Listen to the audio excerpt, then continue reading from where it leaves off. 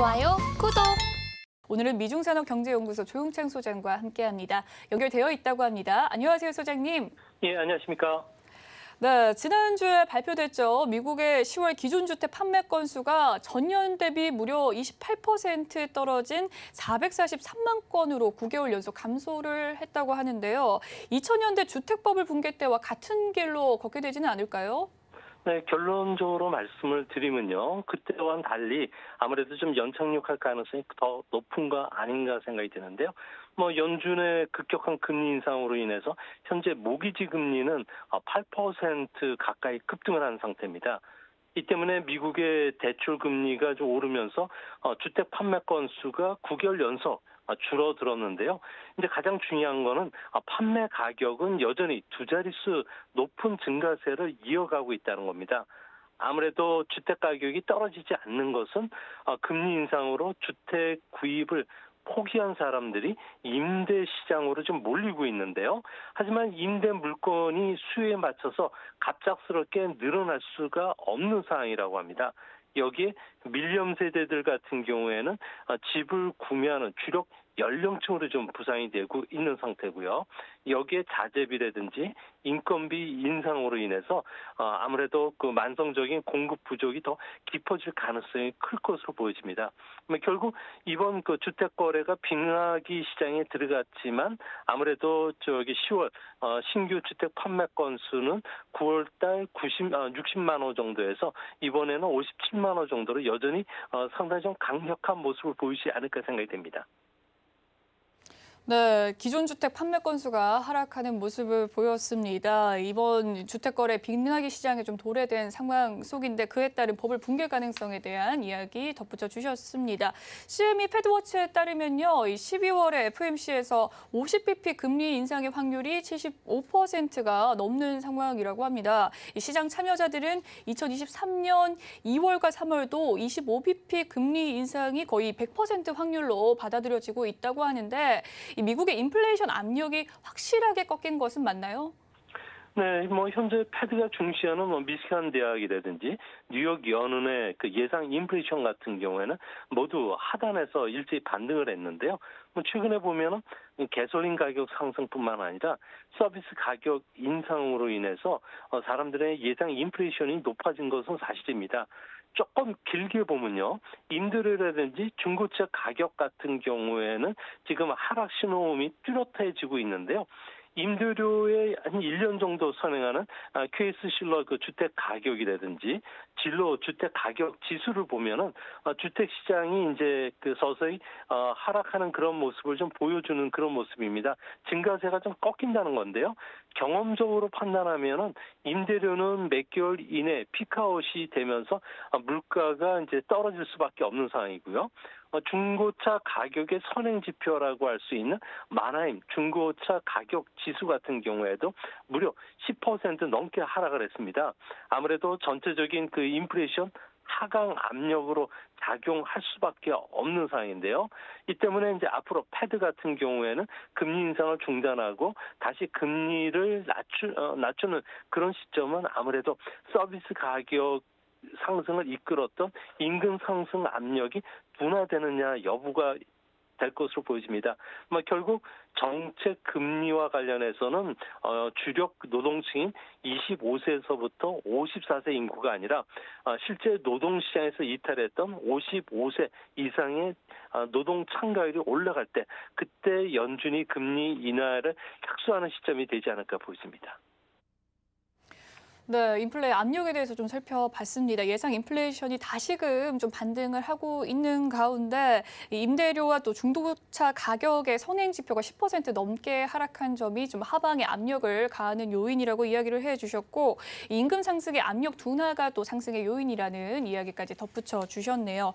미국의 10월 CPI와 PPI가 시장의 예상 이상으로 좀 인플레이션이 둔화되고 있음을 보여주었기도 했는데 미국의 국채 수익률 상승 과 달러 인덱스의 강세 추세 또한 꺾이는 모습이었습니다. 이제는 약세 추세 좀 전환이 되었다라고 봐도 무방할까요?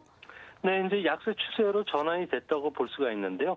그동안의 미 달러 인덱스라든지 미국 국채 수익률이 상승했던 것은 아무래도 그 외국인들의 해외 투자가들이 되겠죠. 미국 채권 보유 잔액을 급속히 줄이는 과정에서 이런 현상이 발생을 했습니다. 금리가 계속 올라가는 상황에서 외국 투자가들 같은 경우는 미국 국제 투자를 그대로 놔뒀을 경우에는 투자 손실이 일어나기 때문에 그런데요. 이 때문에 9월 달만 하더라도 일본 투자가들 같은 경우는 미국채를 1,800억 달러 줄였고요. 중국도 1,300억 달러 정도 줄였는데요. 이제 장단기 금리 차가 축소가 되고요.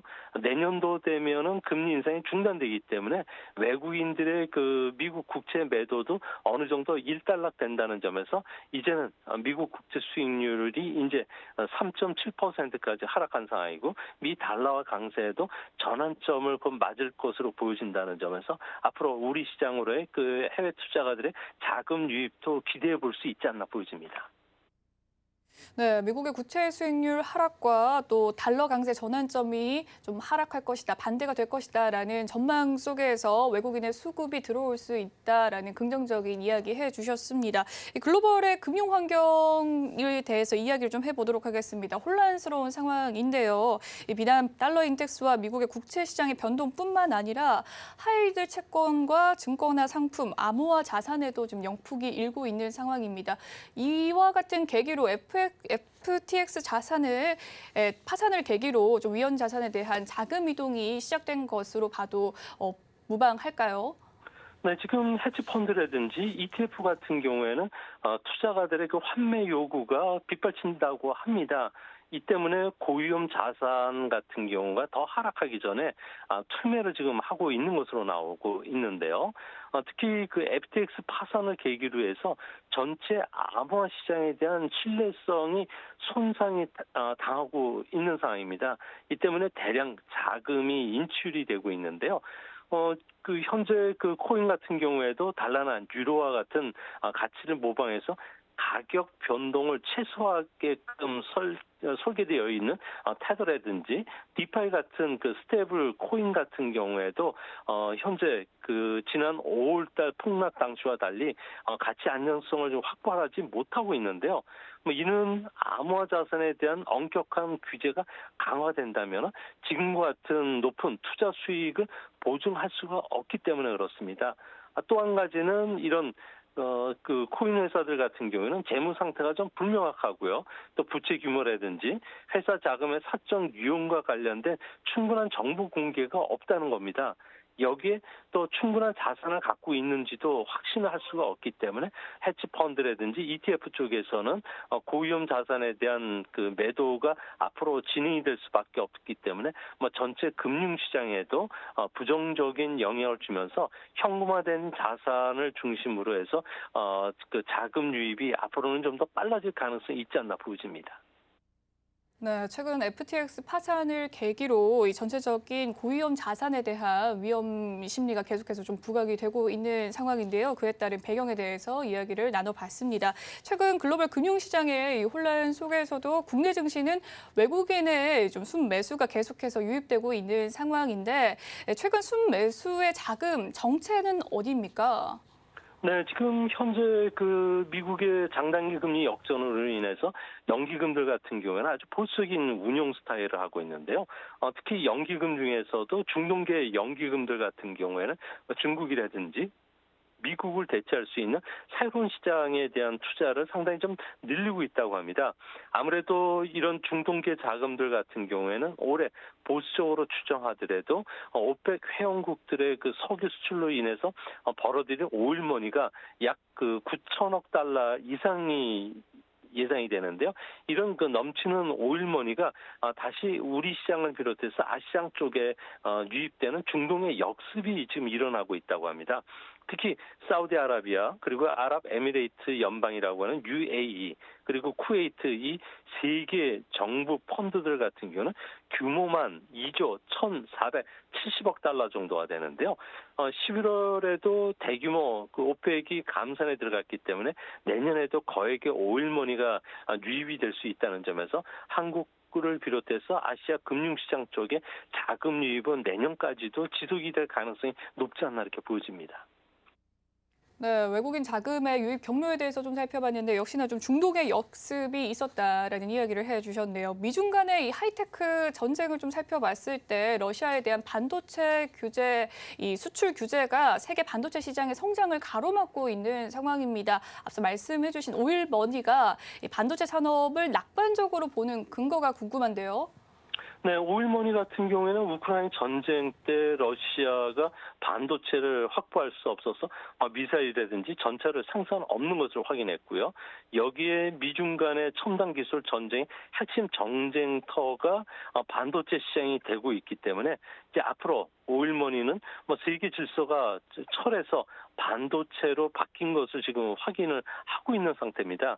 이 때문에 2040년 전후에서는 인공지능이 인간의 지성을 합친 것보다 더 뛰어난 초인공지능이 출현하는 기술적인 특이점 시대를 진입할 것으로 보고 있는데요. 기술적인 특이점이라는 것은 미래의 기술 변화 속도가 워낙 빠르고요. 파급 효과가 엄청나기 때문에 인간이 인위적으로 되돌릴 수 없을 정도의 거대한 변화가 일어나는 시점이라고 합니다. 세계 인구가 계속 증가를 하고 있죠. 또 인류 문명도 진화를 하고요. 소득 수준이 증가함에 따라서 2050년 정도가 되면은 반도체 시장 규모는 1조 달러가 넘어가고요. 지금보다도 2.5배 이상 성장을 하게 되고 연평균 매년 310억 개 정도의 반도체가 계속 늘어나야 되기 때문에 아무래도 우리나라라든지 반도체 기업에 대한 투자를 계속 오일머니들이 늘리는 것도 이 때문인 것으로 보여지고요. 이 과정에서 원하는 절상압력 또 예상치 못했던 주식이나 채권 시장 속에서 오일머니가 유입될 수 있다는 점에서 지금처럼 어두운 그 주시장의 환경에서 역으로 이런 그 새로운 자금들이 어떤 형태를 그려가느냐가 더 중요한 투자 포인트가 되지 않을까 생각이 됩니다. 좋아요, 구독!